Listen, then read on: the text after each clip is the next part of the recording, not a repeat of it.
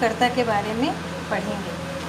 हम सब जानते हैं कि संस्कृत में 3 वचन होते हैं, एक वचन, द्विवचन, बहुवचन। पुरुष 3 होते हैं, प्रथम पुरुष, मध्यम पुरुष, उत्तम पुरुष। अब प्रथम पुरुष के कर्ता हैं सः, तौ, ते। मध्यम पुरुष के कर्ता हैं त्वं, युवां, यूयम्।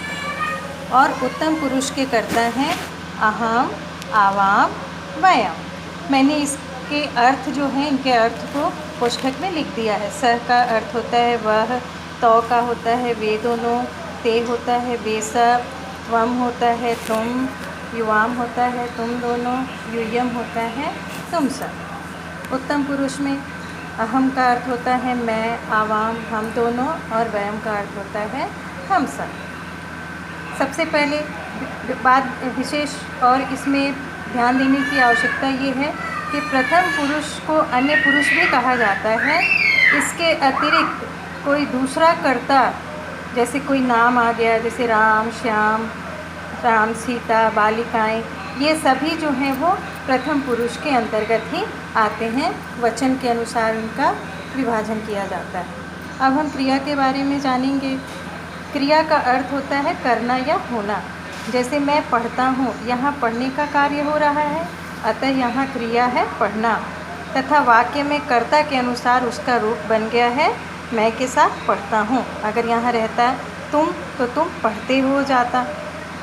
धातु, संस्कृत में क्रिया के मूल रूप को धातु कहते हैं। जैसे कि पठामी, पठामी जो है वो क्रिया हो गई, लेकिन इसका मूल रूप जो है वो पठ है।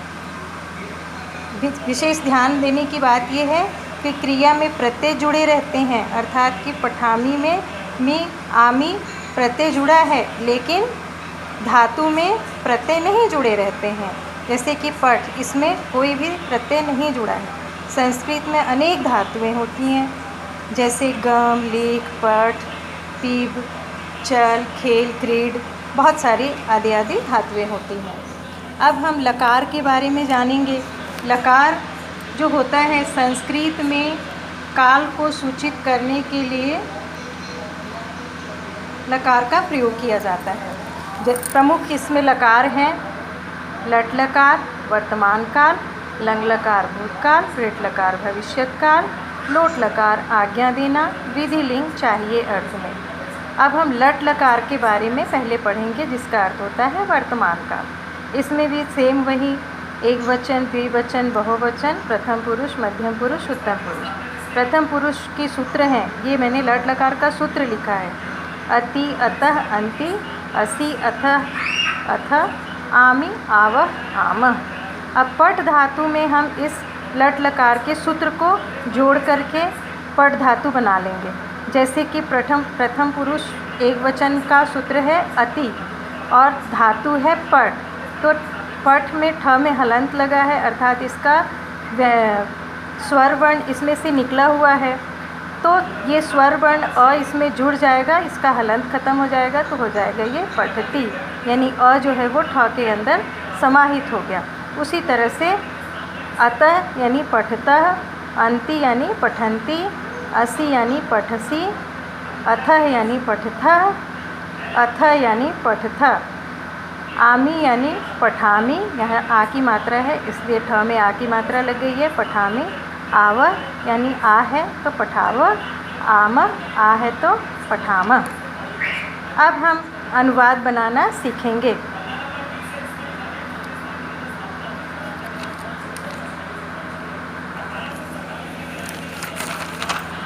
संस्कृत में अनुवाद करें। जैसे वह पुस्तक पढ़ता है, अब यहाँ पे करता है वह, पुस्तक कर्म हो गया और पढ़ता है क्रिया हो गया। अब हम इसमें सबसे पहले हम ये देखेंगे कि हमने कर्ता और क्रिया को किस प्रकार जोड़ना है। यहाँ पे वह, सबसे पहले हमें कर्ता के बारे में ही ध्यान देना पड़ेगा। यहाँ पे वह जो है वो प्रथम पुरुष एक वचन का कर्ता है, तो हमें क्रिया जो है वो यहाँ धातु पठ धातु जो हमने लिखा है वो भी प्रथम पुरुष एक वचन की क्रिया होगी, यानी हम सह के साथ पठती को जोड़ेंगे। तो तो यहाँ हो जाएगा हमारा अनुवाद हो जाएगा सः पुस्तकम पठति। कर्म के बारे में अभी हम ज़्यादा डिटेल में नहीं बात करें, तो हम जो भी कर्म है हमारे पुस्तक हैं तो उसमें हमने अनुस्वार लगा दिया है, यानी म हलंत लगा दिया है। अब बस आगे हम बढ़ते जाएंगे। वे दोनों पुस्तक पढ़ते हैं, उसी तरह से वे दोनों जो हैं वे तो यानी प्रथम पुरुष द्विवचन के करता है, तो यहाँ पे प्रथम पुरुष द्विवचन की क्रिया लगेगी। अर्थात हमें जब अनुवाद बनाएंगे वह पढ़ता है तो सः पठति, तो पठतः, ते पठन्ति। फिर मध्यम पुरुष में एक वचन त्वम, इसके साथ मध्यम पुरुष एक वचन की क्रिया पठसि, युवाम पठथ, यूयम पठथ। उत्तम पुरुष एक वचन में अहम मैं पठामि, आवाम पठावा, और इधर वयम पठामा। अब हमने अनुवाद वैसे ही जोड़ा है। सः पुस्तकम पठति, वे दोनों पुस्तक पढ़ते हैं। तो पुस्तकम पठता, वे सब पुस्तक पढ़ते हैं। ते पुस्तकम पठन्ति, तुम संस्कृत पढ़ते हो, त्वं संस्कृतं पठसि, तुम दोनों संस्कृत पढ़ते हो। युवाम संस्कृतं पठथ, तुम सब संस्कृत पढ़ते हो।